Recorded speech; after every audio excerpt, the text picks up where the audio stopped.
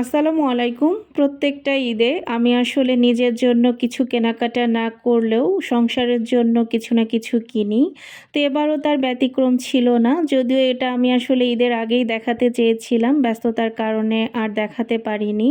তো ভাবলাম যে আজকে আপনাদেরকে দেখিয়ে দেই। তো এবার ঈদে আসলে খুব বেশি কিছু কিনি নাই। জাস্ট এখানে যে গ্লাসটা দেখতে পাচ্ছেন এরকম ৪ টা গ্লাস আমি নিয়েছিলাম।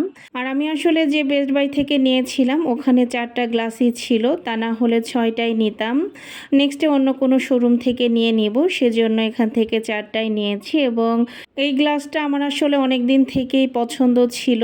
তো আপনাদের কাছে কেমন লাগলো অবশ্যই কিন্তু জানাবেন। আর এদিকে আসলে ভাবলাম যে যেহেতু নতুন গ্লাস ওপেন করলাম তাহলে আজকে কোনো একটা ড্রিঙ্কস বানিয়ে ফেলি।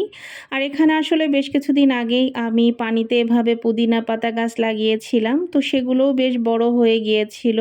তো ভাবলাম যে গরমে লেবু দিয়ে পুদিনা পাতার একটা ড্রিঙ্কস বানিয়ে ফেলি। তো যেই ভাবা সেই কাজ, আর দেখতেই পাচ্ছেন মাশাল্লাহ দিলে অনেকগুলো পুদিনা পাতা হয়েছে। আপনারা কিন্তু এভাবে বাসায় চাইলে খুব সহজে পুদিনা পাতা গাছ লাগাতে পারেন। আর এই ড্রিঙ্কসটা কিন্তু গরমে অনেক বেশি উপকারী। যদিও এখানে আমি আসলে একটু ভালো লাগানোর জন্য ফুড কালার ব্যবহার করেছিলাম, আর কালারটাও একটু বেশি পরিমাণে পড়ে গিয়েছিল। তো ভিডিওটা আপনাদের কাছে কেমন লাগলো অবশ্যই জানাবেন। আল্লাহ হাফেজ।